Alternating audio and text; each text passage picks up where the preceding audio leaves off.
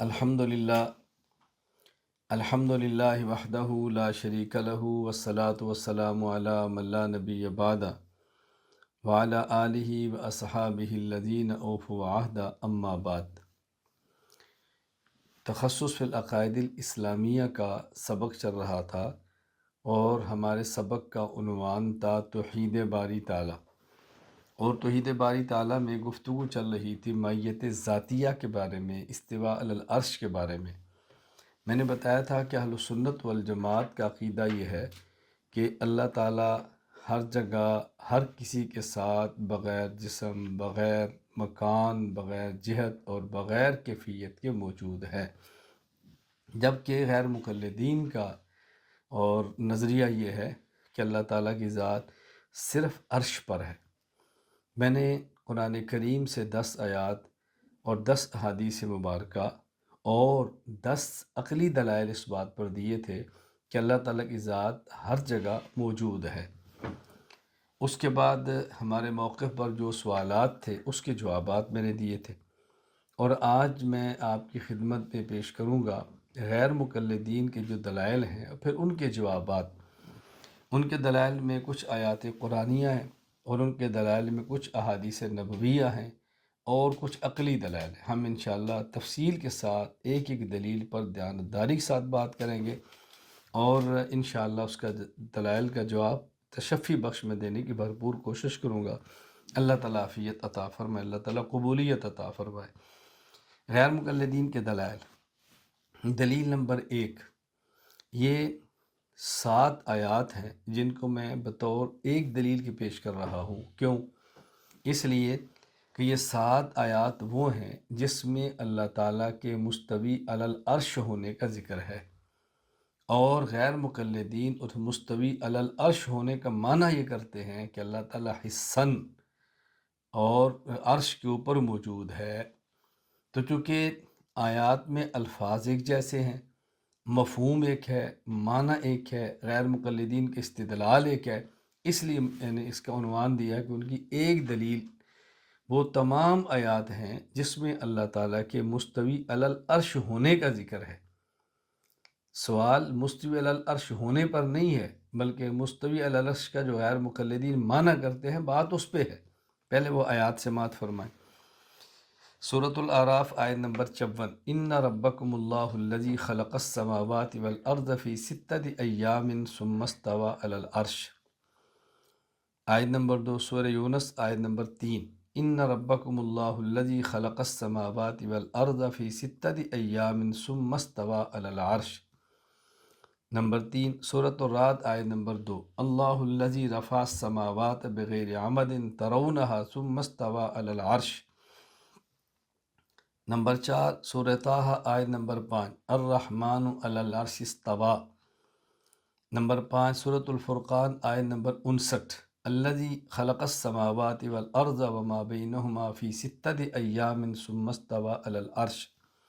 Number 6 سورہ الف لام میم السجدہ آیت نمبر 4، اللہ الذی خلق السماوات والارض وما بینہما فی 6 ایام ثم استویٰ علی العرش۔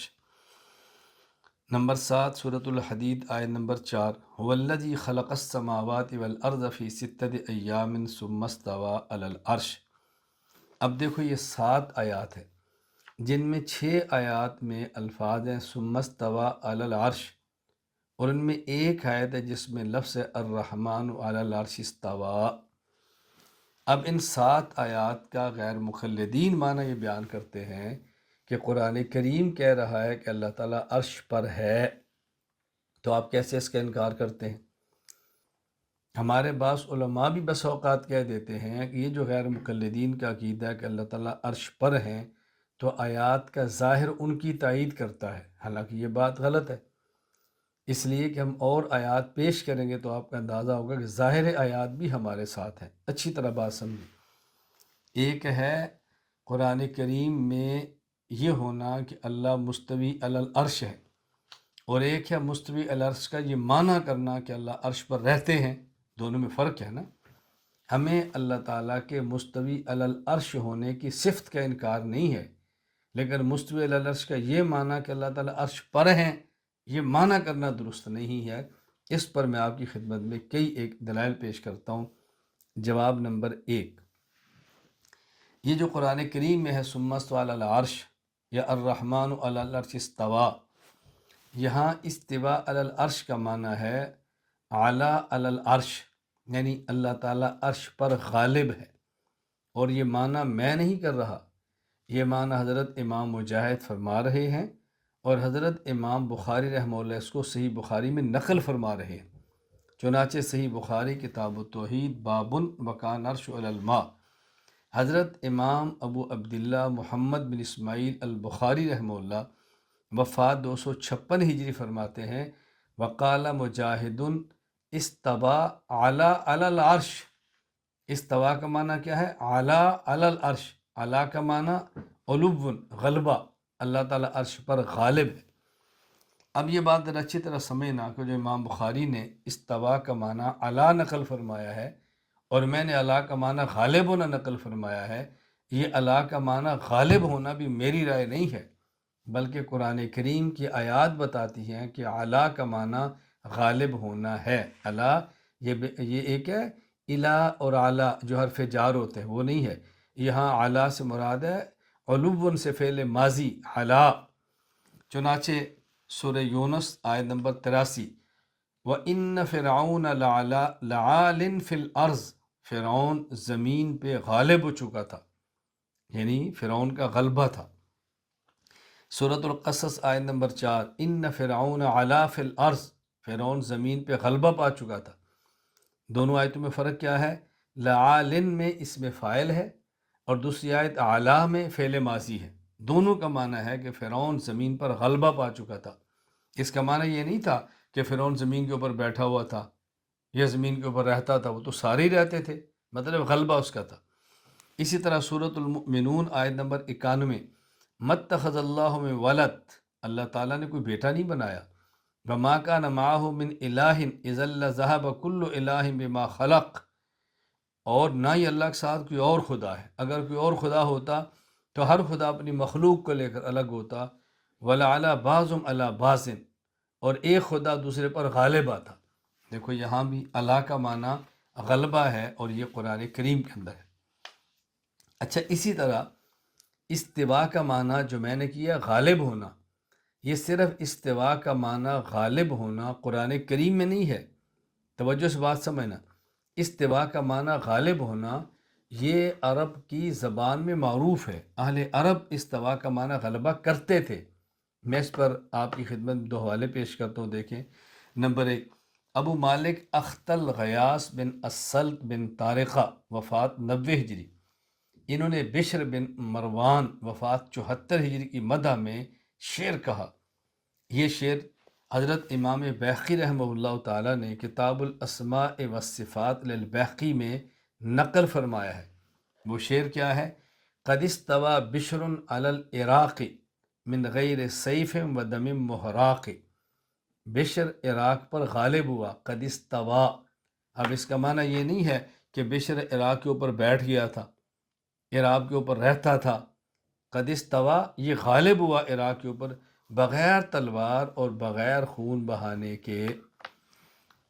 نمبر 2، اسی طرح التعلیق علی کتاب الاسماء فی الصفات للبیہقی میں نقل کیا ہے، ایک اور شاعر تھا، اس نے یہ شعر پڑھا ہے، فلما علونا واستوینا علیہم جعلناہم مرعا لنسر وطائر، جب ہم ان پر چڑھ دوڑے، یعنی اپنے مخالف پر چڑھ دوڑے، واستوینا علیہم، اور ہم نے ان پر غلبہ پا لیا، جعلناہم مرعا لنسر وطائر، تو ہم نے انہیں ٹکڑے ٹکڑے کر کے گدوں اور پرندوں کے کھانے کے لیے چھوڑ دیا۔ تو یہاں بھی استوینا کا معنی ہے علونا، غلبنا، غالب ہوئے ان کے اوپر۔ یہاں ایک اشکال، اس کا جواب سماعت فرما لیں۔ اشکال یہ ہے کہ جب اللہ نے قرآن کریم میں فرمایا ثم استوى علی العرش، اور آپ کہتے ہیں اس کا معنی ہے اللہ تعالیٰ عرش پر غالب ہے، تو اللہ تعالیٰ تو زمین پر بھی غالب ہیں، آسمان پر بھی غالب ہیں، عرش پر بھی غالب ہیں، تو پھر اس کی تخصیص کیا ہے کہ اللہ تعالیٰ فرماتے ہیں عرش پر غالب ہے؟ عرب یعنی عرش کو خاص کرنے میں کیا نکتہ ہے؟ جواب ذہن نشین فرما لیں، اللہ تعالیٰ کائنات کے ہر ذرے کا مالک ہے۔ اللہ تعالیٰ کائنات کے ہر مکان پر غالب ہے، لیکن عرش مکان اعظم اور مکان آخر ہے۔ 7 زمینیں ہیں، پھر 7 آسمان ہے، پھر اس کے اوپر علیین ہے، جنت ہے، کرسی ہے، عرش ہے۔ عرش مکان آخر ہے، بلکہ کرسی پر سمندر ہے، پانی، اس کے اوپر پھر عرش ہے۔ تو عرش مکان آخر ہے اور مکان اعظم ہے۔ اللہ کی مخلوقات میں سے عرش بہت بڑی، بلکہ سب سے بڑی مخلوق ہے۔ تو یہ بتانا مقصود ہے کہ اللہ تعالیٰ اس کائنات کے مکان آخر اور مکان اعظم پر غالب ہے، تو باقی چیزوں پر غلبہ بتانے کی ضرورت نہیں ہے۔ جیسے کوئی ایک شخص کہتا ہے میرے پاس سائیکل ہے، دوسرا کہتا ہے میرے ساتھ موٹر سائیکل ہے، تیسرا کہتا ہے میرے پاس کار ہے۔ اب جس کے پاس کار ہے، اس کا معنی یہ نہیں ہے کہ اس کے پاس موٹر سائیکل یا سائیکل نہیں ہے، یا موٹر سائیکل اور سائیکل نہیں لے سکتا، تو کار بتا کے اس نے اپنے غلبے کو بیان کیا کہ میرے پاس تم سے زیادہ دولت والی چیز موجود ہے۔ اسی طرح ثم استوى علی العرش کے اگر بتایا کہ اللہ تعالیٰ کائنات کے مکان آخر اور مکان اعظم پر غالب ہے، تو بقیہ پھر چھوٹے مکانات کی کیا حیثیت؟ اس کا دوسرا جواب کس کا؟ یہ جو آیات ہیں جس میں ثم استوى علی العرش یا الرحمن علی العرش استوى کا ذکر ہے، کہ جس سے غیر مقلدین ثابت کرتے ہیں کہ اللہ تعالیٰ عرش پر رہتے ہیں، اس کا دوسرا جواب کیا ہے؟ اگر ہم استواء علی العرش کا معنی یہ مان لیں کہ اللہ تعالیٰ حقیقتاً عرش پر ہیں، تو پھر ان 7 آیات کا قرآن کریم کی دیگر ان تمام آیات کے ساتھ تعارض اور ٹکراؤ ہو جائے گا، کہ جن میں سے بعض آیات سے ثابت ہوتا ہے فی السماء اللہ تعالیٰ آسمان میں ہے، بعض آیات سے فی الارض اللہ تعالیٰ زمین میں ہے، بعض آیات سے اللہ تعالیٰ ہر چیز کا احاطہ کرنے والے ہیں، اور بعض سے ہر چیز کے ساتھ ہیں، اور بعض سے ہر جگہ پر ہیں ثابت ہوتا ہے، تو اس تمام کی ساتھ تعارض ہوگا۔ جبکہ ضابطہ خود قرآن کریم نے بیان کیا ہے کہ اللہ کے قرآن میں اگر تعارض ہو تو یہ اللہ کا کلام نہ ہو۔ اللہ کے کلام میں تعارض نہ ہونا اس بات کی دلیل ہے کہ اللہ تعالیٰ کا کلام ہے۔ انسانی کلام میں تعارض ہو سکتا ہے، اللہ کے کلام میں کوئی تعارض نہیں ہے۔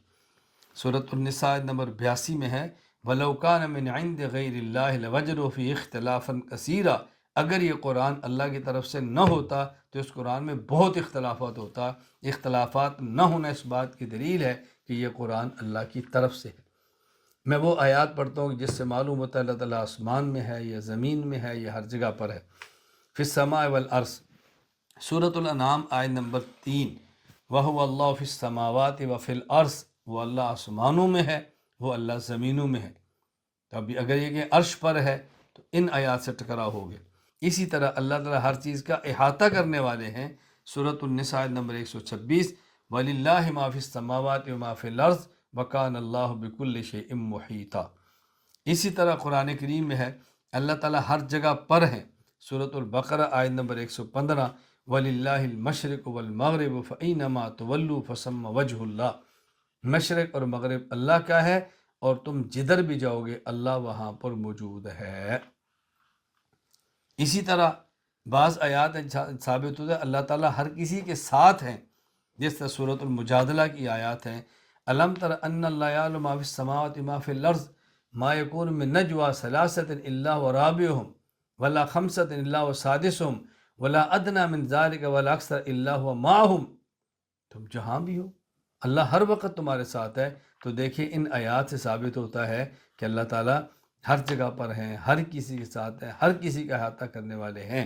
لہٰذا اگر ان آیات کا یہ معنی کریں گے کہ اللہ تعالیٰ عرش پر ہیں تو ان تمام آیات کے ساتھ تعارض اور ٹکراؤ ہوگا، اور اللہ کے کلام میں تعارض اور ٹکراؤ نہیں ہے۔ جواب نمبر 3، یہ جو آیات ہیں جیسے ثابت ہوتا ہے کہ اللہ تعالیٰ عرش پر ہیں، ثم استوى علی العرش الرحمن علی العرش استوى، اس کا تیسرا جواب یہ ہے، بہترین بات یہ ہے یہ کہہ دیا جائے کہ یہ آیات متشابہات ہیں، اور اس کا معنی اللہ کے علاوہ کوئی نہیں جانتا، لہذا اس پر کسی بھی قسم کا کوئی اشکال نہیں ہوگا۔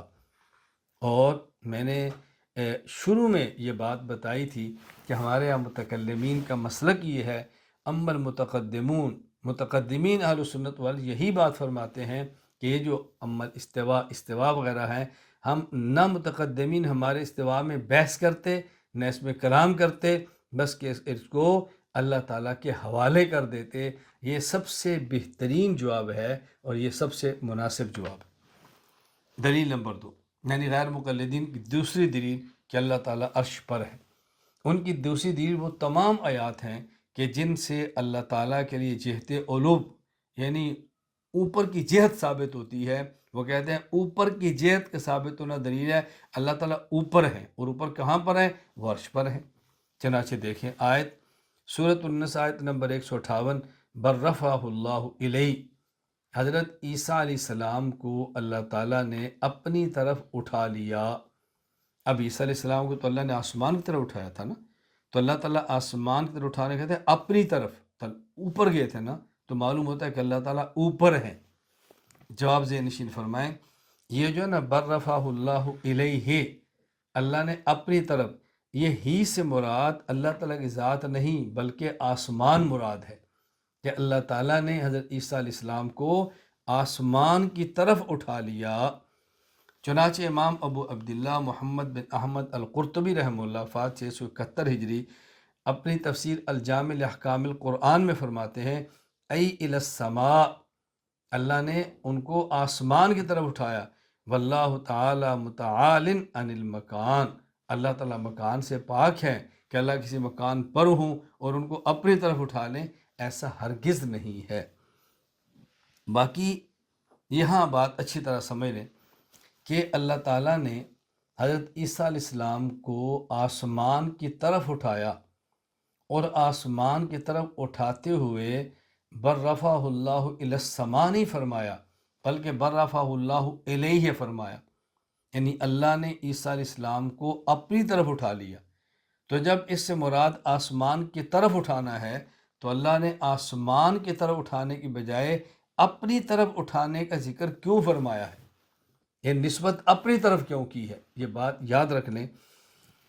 اللہ اکبر۔ اصل مطلب کیا ہے؟ بر رفعہ اللہ الیہ، اللہ نے عیسیٰ علیہ السلام کو اپنی طرف یعنی ایسے مکان کی طرف اٹھا لیا کہ جس مکان میں اللہ کی ذات کے علاوہ کسی کا ظاہری اختیار بھی نہیں ہے۔ اللہ تعالیٰ کی ذات کے علاوہ وہاں کسی کا ظاہری حکم بھی نہیں چلتا، اس مکان کی طرف اٹھایا اور نسبت اپنی طرف کی کہ میں نے اپنی طرف اٹھا لیے۔ حضرت امام فخر الدین محمد بن عمر الرازی رحمہ اللہ وفات 606 ہجری فرقہ مشبہہ کا رد کرتے ہوئے التفسیر الکبیر میں لکھتے ہیں، التفسیر الکبیر للرازی میں فرمایا، المراد الرفع الی موضع لا یجری فی حکم غیر اللہ، اس سے مراد اٹھانا ہے اس جگہ کی طرف جس میں اللہ کے علاوہ کسی اور کا حکم نہیں چلتا۔ یہاں ایک ضابطہ ذہن نشین فرما لیں کہ دنیا میں ہر چیز پر حقیقی اختیار اللہ تعالیٰ کا ہے، اور ظاہری اختیار کبھی اللہ تعالیٰ بعض چیزوں پر ظاہری اختیار اپنے پاس رکھتے ہیں اور کبھی اللہ تعالیٰ ظاہری اختیار کسی بندے کو دے دیتے ہیں۔ تو جہاں حقیقی اختیار اللہ تعالیٰ کے پاس ہے اور ظاہری بھی اپنے طرف رکھیں، اپنے پاس رکھیں، تو نسبت اللہ اپنی طرف فرما دیتے ہیں، اور جہاں حقیقی اختیار اللہ کے پاس ہو اور ظاہری اختیار اللہ تعالیٰ بندے کو دیں تو وہاں اس کی نسبت اللہ تعالیٰ بندے کی طرف کر دیتے ہیں۔ میں اس کی پہلے 2 مثالیں دیتا ہوں اپنے محاورات میں، انسانی سوسائٹی میں، اور پھر قرآن کریم کی آیات سے یہ بات آپ کی خدمت میں ثابت کرتا ہوں۔ پہلی مثال سمجھیں، اگر کوئی شخص کسی کے گھر جائے اور وہاں دروازے پر دستک دے، اندر سے بچہ آئے، آپ اس بچے سے پوچھیں کہ آپ کے ابو جان کہاں ہیں، وہ کہتا ہے نہیں میرے ابو جان مدینہ منورہ گئے، ابو جان عمرے پر گئے۔ اگر آپ اس سے پوچھیں کہ دادا ابو کہاں ہے، وہ کہتا ہے وہ اللہ میاں کے پاس۔ اب ابو اس کے مدینہ منورہ مکہ مکرمہ عمرہ کے لیے گئے ہیں اور دادا ابو فوت ہو گئے ہیں، تو کہتا ہے اللہ میاں کے پاس گئے ہیں۔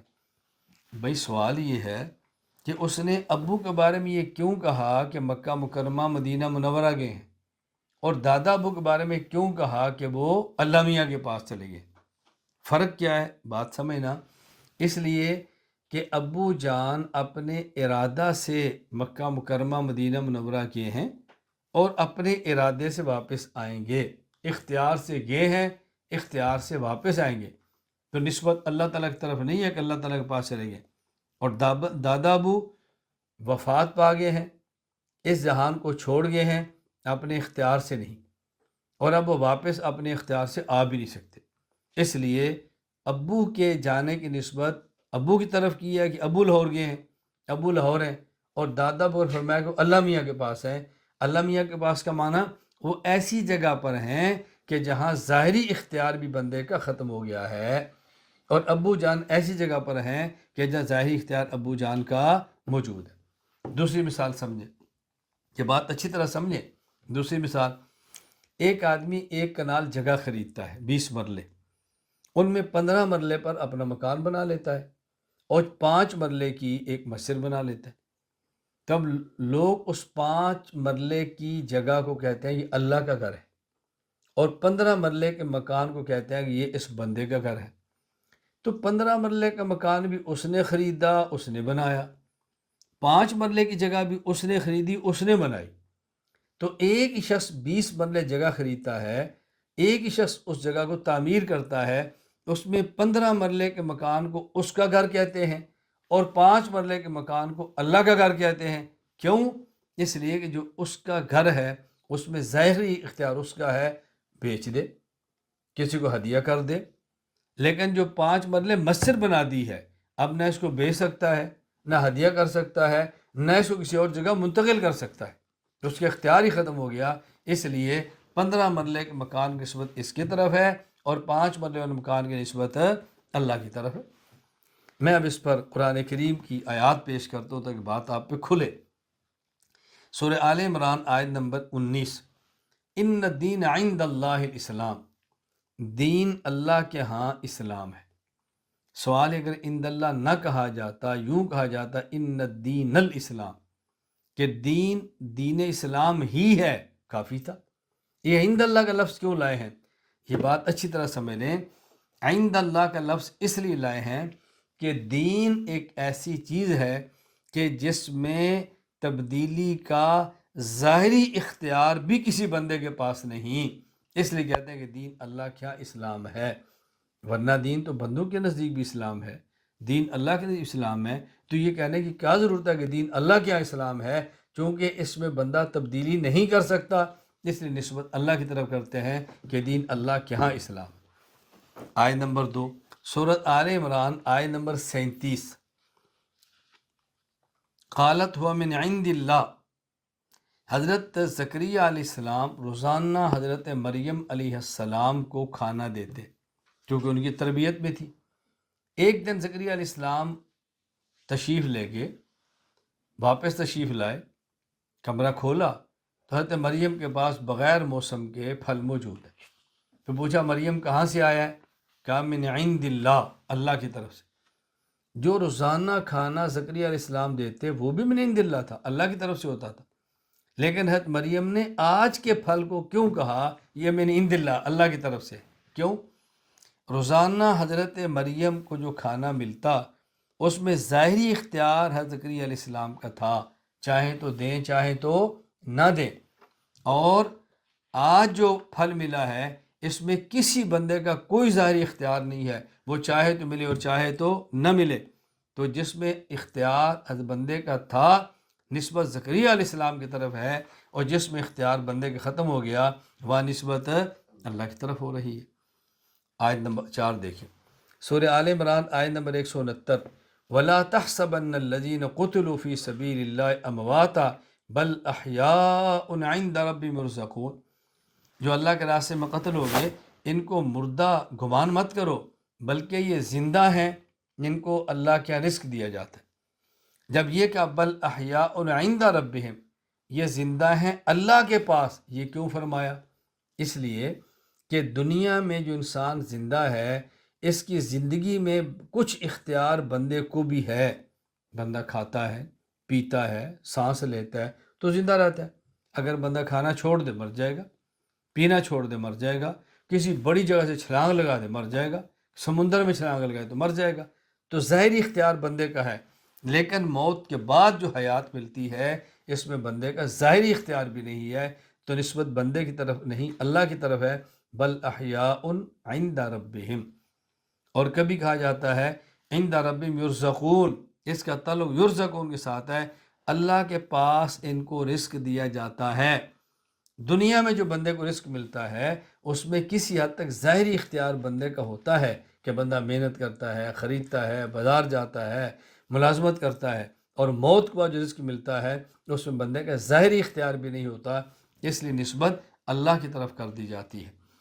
چوتھی آیت دیکھیں، سورۃ الفرقان آیت نمبر 46، ثم قبضناہ الینا قبضا یسیرا، اللہ اکبر۔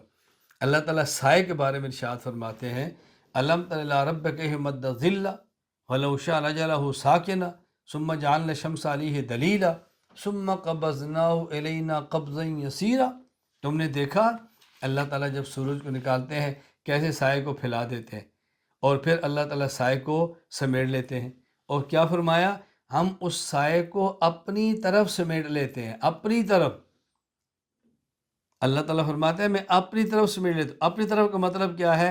حکیم الامت مجدد ملہ مولانا اشرف علی تھانوی رحمہ اللہ بیان القرآن میں اس آیت کے تحت فرماتے ہیں، وہ سنیں، فرماتے ہیں چونکہ اس کا غائب ہونا محض قدرت الہیہ سے بلا شرکت غیرے ہے، اور باوجود غیبوبت عن الحس کے علم الہی سے غیب نہیں، اس لیے الینا فرمایا گیا۔ یعنی سائے کا غائب ہونا یہ اللہ کی قدرت کی وجہ سے، کوئی بندہ سایہ غائب نہیں کرتا، اور پھر آنکھوں سے غائب ہونے کے باوجود بھی اللہ کے علم میں ہے، اس نسبت اس کی اللہ نے اپنی طرف فرمائی ہے۔ دلیل نمبر 3، غیر مقلدین کی تیسری دلیل اس بات پر کہ اللہ تعالیٰ عرش پر ہے۔ وہ کہتے ہیں چونکہ قرآن کریم سورۃ الانعام آیت نمبر 18 میں ہے، وَهُوَ الْقَاهِرُ فَوْقَ عِبَادِهِ، وہ اپنے بندوں پر غالب ہے، یعنی یہاں فوق ہے نا، اللہ اپنے بندوں کے اوپر ہے، وَهُوَ الْقَاهِرُ فَوْقَ عِبَادِهِ، بندہ اللہ اپنے بندوں کے اوپر غالب ہے، تو فوق سے معلومات اللہ تعالیٰ اوپر ہے، اور باقی یہاں ثابت اوپر سے مراد عرش ہے، لہٰذا اللہ تعالیٰ عرش پر ہے۔ جو آپ سے نشین فرما لیں، اللہ تعالیٰ جو اپنے بندوں پر فوقیت فرما رہے ہیں کہ اللہ تعالیٰ بندوں کے اوپر ہے، تو یہاں فوقیت سے مراد برتری اور غلبہ ہے، یعنی اللہ اپنے بندوں پر غالب ہے۔ یہ نہیں ہے اللہ حصی اور فوقیت مکانیہ کے اعتبار سے غالب ہے کہ بندے کا کمرہ نیچے اللہ کا کمرہ اوپر ہے، یہ معنی اس کا ہرگز نہیں۔ چنانچہ امام ابو عبداللہ محمد بن احمد الانصاری القرطبی المالکی رحمہ اللہ وفات 671 ہجری الجامع احکام القرآن میں فرماتے ہیں، وَمَانَا فوق عبادہ فوقیت الاستعلاء بالقہر والغلبۃ علیہم ایہم تحت تسخیرہ لا فوقیت مکان کما تقول السلطان فوق رعیتہ ای بالمنزلۃ والرفع۔ فوق عبادہ کا معنی یہ ہے کہ اللہ رب العزت کا اپنے بندوں پر برتری اور غلبہ ہے، یعنی بندے اللہ کے حکم کے پابند ہیں۔ اس سے مراد یہ نہیں کہ اللہ مکان کے اعتبار سے اوپر ہے، یہ ایسے ہے جیسے آپ کہیں کہ بادشاہ اپنی رعایا سے اونچا ہے، اس کا معنی یہ ہوتا ہے کہ بادشاہ اپنی رعایا سے مقام و مرتبہ کے لحاظ سے بلند ہے۔ دلیل نمبر 5، غیر مقلدین کی پانچویں دلیل کہ اللہ تعالیٰ عرش پر ہیں، اوپر ہیں، سورہ فاطر آیت نمبر 10، الیہ یصعد الکلم الطیب، کہ پاکیزہ کلام اللہ کی طرف چڑھتا ہے۔ صعود نیچے سے اوپر کو کہتے ہیں، تو معلوم ہوتا ہے اللہ تعالیٰ اوپر ہیں، تبھی فرماتا ہے کہ کلمات طیبات اوپر جاتے ہیں، یعنی اللہ کی طرف جاتے ہیں تو اللہ اوپر ہوئے۔ جواب ذہن نشین فرما لیں، یا اس کا معنی یہ نہیں ہے کہ کلمات طیبات سچ مچ اوپر جاتے ہیں، اس کا معنی ہوتا ہے کلمات طیبات کو اللہ تعالیٰ قبول فرما لیتے ہیں، اللہ تعالیٰ قبول فرما لیتے ہیں۔ میں اس کی عام سی مثال دیتا ہوں کہ جس طرح کوئی شخص درخواست دیتا ہے اور صدر کو دیتا ہے اور اس کی درخواست قبول ہو جاتی ہے، حالانکہ صدر نے دیکھی بھی نہیں ہوگی، کسی سیکٹری نے قبول کی ہوگی، کہتے ہیں ابھی مبارک ہو تمہاری بات صدر صاحب نے سن لی ہے۔ کہاں سنی ہے؟ سننے کا معنی کیا ہے؟ قبول کر لی ہے۔ امام ابو بکر احمد بن حسین بن علی بن موسیٰ البیخی رحمہ اللہ وفات 458 ہجری کتاب الاسماء والصفات میں فرماتے ہیں، صعود الکلم الطیب والصدقۃ الطیبہ الی السماء عبارت عن حسن القبول لہما، اس کا معنی اللہ ان دونوں کو قبول فرما لیتے ہیں۔ دلیل نمبر 5، غیر مقلدین کی دلیل کہ اللہ تعالیٰ عرش پر ہے، اللہ تعالیٰ اوپر ہے۔ سورۃ الملک آیت نمبر 16، اَأَمِنْتُم مَّن فِي السَّمَاءِ، کیا تم کو اس اللہ کا خوف نہیں ہے جو اللہ آسمانوں میں ہے؟ کہتے تھے کہ آسمان تو اوپر ہے نا، آسمان ہر جگہ تو نہیں ہے کہ آپ یہ کہو کہ اللہ تعالیٰ ہر جگہ پر ہے۔ جواب ذہن نشین فرما دیں، اس کا مطلب یہ نہیں اللہ تعالیٰ خود آسمانوں میں ہے، اس کا مطلب یہ ہے اللہ تعالیٰ کی بادشاہت، اللہ کی حکومت آسمانوں میں ہے۔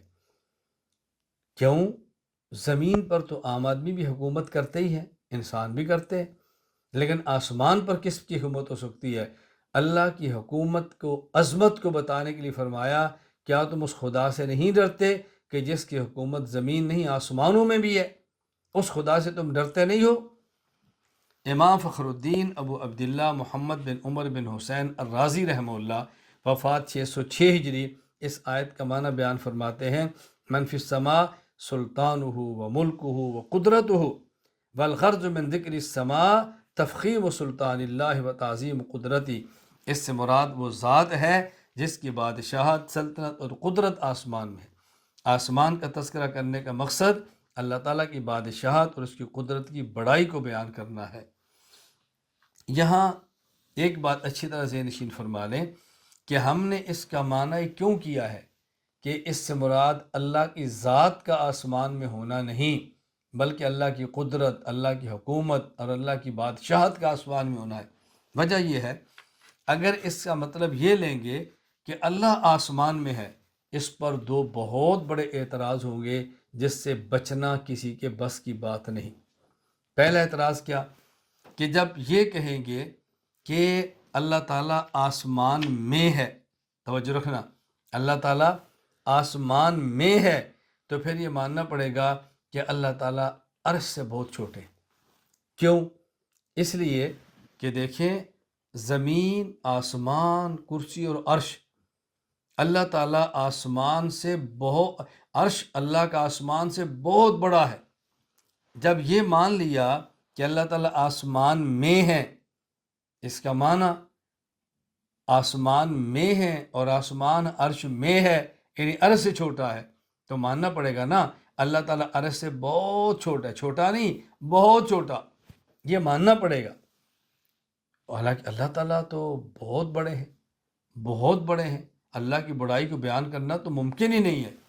تو اگر یہ کہیں اللہ تعالیٰ آسمان میں ہے تو اللہ تعالیٰ کو عرش سے بھی چھوٹا ماننا پڑے گا، اور یہ ممکن نہیں اور محال ہے۔ دوسرا اشکال کیا ہوگا؟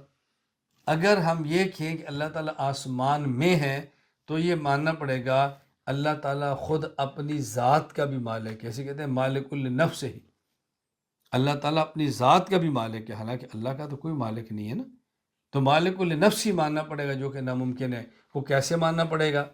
سورۃ الانعام آیت نمبر 12، اللہ فرماتے ہیں قُلْ لِمَن مَا فِي السَّمَاوَاتِ وَالْأَرْضِ قُلْ لِلَّهِ، آپ ان سے پوچھ لیے کہ جو کچھ آسمانوں میں ہے اور جو کچھ زمینوں میں ہے یہ کس کی ملکیت ہے، اس کا مالک کون ہے؟ تو یہ کہیں گے یہ اللہ کی ملکیت ہے، اللہ اس کا مالک ہے۔ جو کچھ آسمانوں میں ہے اس کا مالک کون ہے؟ تو کیا ہے؟ اللہ ہے۔ تو جو آسمانوں میں ہے اس کا مالک اللہ ہے۔ اگر اللہ کو بھی آسمانوں میں مانیں گے تو نتیجہ نکلے گا کہ اللہ کا مالک بھی اللہ ہے، اور یہ ناممکن ہے۔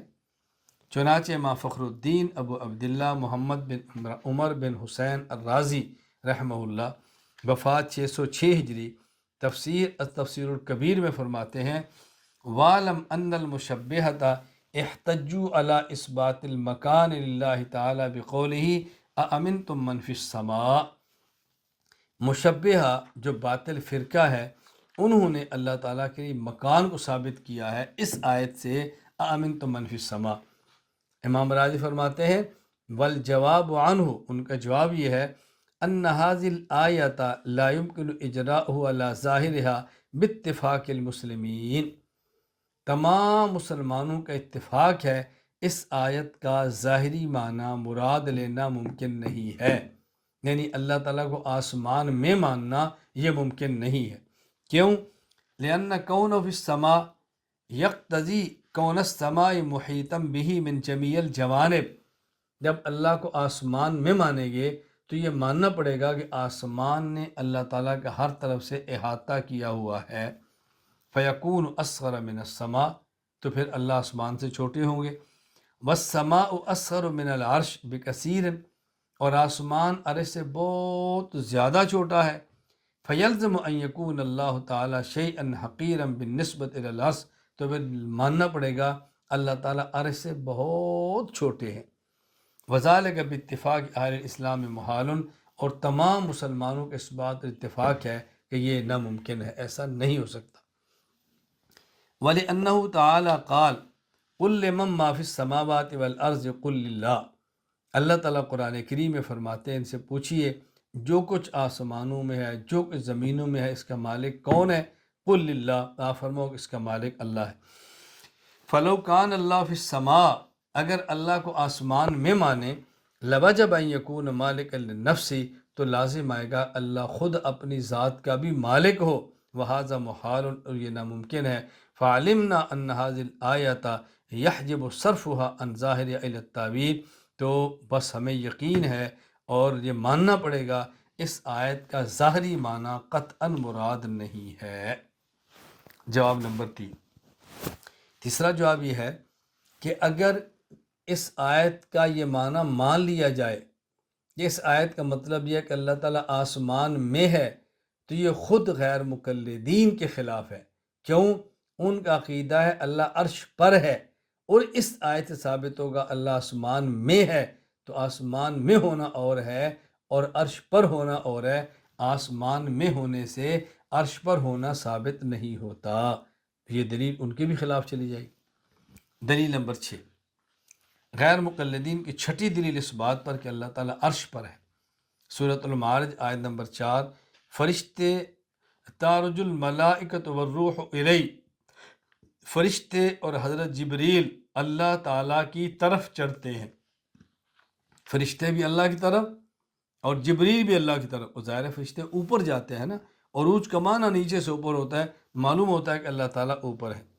جواب ذہن نشین فرما لیں، اوپر جانے کا معنی یہ نہیں ہے کہ اللہ کی طرف جاتے ہیں، اوپر جانے کا معنی یہ ہے کہ وہ مکان جہاں اللہ کا امر ہے اس محل امر میں جاتے ہیں اور وہاں سے اللہ تعالیٰ کے احکام کو لے کر زمین پر آتے ہیں۔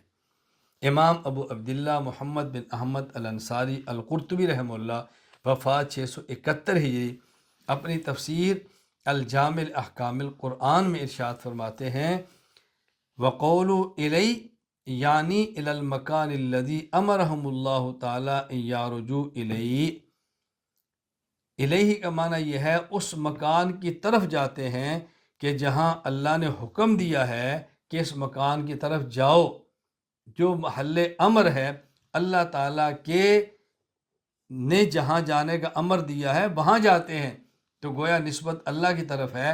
اللہ کی طرف جانے کا معنی اس مکان کی طرف جاتے ہیں جہاں جانے کا اللہ نے ان کو حکم دیا ہے۔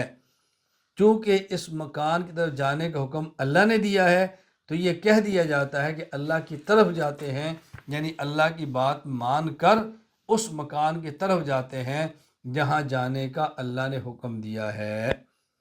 یہ بالکل ایسے ہی ہے کہ جیسے حضرت ابراہیم علیہ السلام کو اللہ نے حکم دیا تھا آپ سرزمین شام کی طرف ہجرت کر جائیں، تو ابراہیم علیہ السلام نے فرمایا انی ذاہب الی ربی سیہدین، میں اپنے رب کی طرف جا رہا ہوں، اور یہ شام کی طرف تھے۔ اپنے رب کی طرف جانے کا معنی کہ جس ملک کی طرف میرے رب نے جانے کا حکم دیا ہے میں اس ملک اور اس زمین کی طرف جا رہا ہوں۔ سورۃ الصافات آیت نمبر 99۔ اسی طرح قرآن کریم میں ہے وَمَن يَخْرُجْ مِن بَيْتِهِ مُهَاجِرًا إِلَى اللَّهِ، سورۃ النساء آیت نمبر 100۔ وہ شخص جو اپنے گھر سے ہجرت کر کے جائے اللہ کی طرف، اپنے گھر سے ہجرت کر کے جائے اللہ کی طرف، یعنی مکہ سے ہجرت کرے اور مدینہ جائے۔ اب یہاں مدینہ جانے کو اللہ کی طرف جانا کہا جا رہا ہے، تو اس کا معنی یہ تو نہیں ہے کہ اللہ تعالیٰ مدینہ ہے۔ اس کا معنی کیا ہے؟ اس شہر کی طرف جائے جس شہر جانے کا حکم اللہ نے دیا ہے۔ تو بالکل اسی طرح جس طرح ابراہیم علیہ السلام کو حکم دیا اللہ نے سرزمین شام کی طرف ہجرت کرنے کا، تو آپ سرزمین شام کی طرف جانے کو اللہ کی طرف جانا فرما رہے ہیں۔ اور اسی طرح حکم دیا صحابہ کرام کو مکہ مکرمہ سے ہجرت کر کے مدینہ منورہ جانے کا، تو مدینہ منورہ طرف جانے کا نام مہاجرن الی اللہ کہا جا رہا ہے۔ اسی طرح جس مکان کی طرف چڑھنے کا اللہ نے حکم دیا ملائکہ اور بطور خواہ جبرائیل کو اس مکان کی طرف چڑھنے کو اللہ کی طرف چڑھنا فرمایا جا رہا ہے۔ یہ بات اچھی طرح ذہن نشین فرما لیں۔ یہ عام طور پہ وہ دلائل ہیں جو غیر مقلدین پیش کرتے ہیں۔ میں نے آپ کی خدمت میں تفصیل سے پیش کر دیا ہے، یعنی 6 آیات ایک، اور پہلے ایک قسم کے دلائل ہیں جو 7 آیات میں، آپ ان کو ایک دلیل شمار کر لیں، ہم اس کو 6 دلائل کہہ دیں گے۔ آپ ان 7 آیات میں سے ہر آیت کو مستقل دلیل بنا لیں تو ہم یہ کہہ دیں گے کہ گویا غیر مقلدین نے اپنے موقف کے اوپر دلائل جو پیش فرمائے ہیں وہ 12 ہیں، اور ہم نے 12 آیات کا جواب دیا ہے۔ باقی انشاءاللہ اگلے سبق میں وہ احادیث پیش کروں گا جو غیر مقلدین پیش کرتے ہیں، اور پھر ان کے جوابات پیش کروں گا تاکہ بات کھل کر سامنے آ جائے۔ اللہ تعالی ہمیں صحیح عقیدہ اپنانے کی توفیق عطا فرمائے، اور اس صحیح عقیدہ کو اپنا کر امت تک پہنچانے کی توفیق عطا فرمائے۔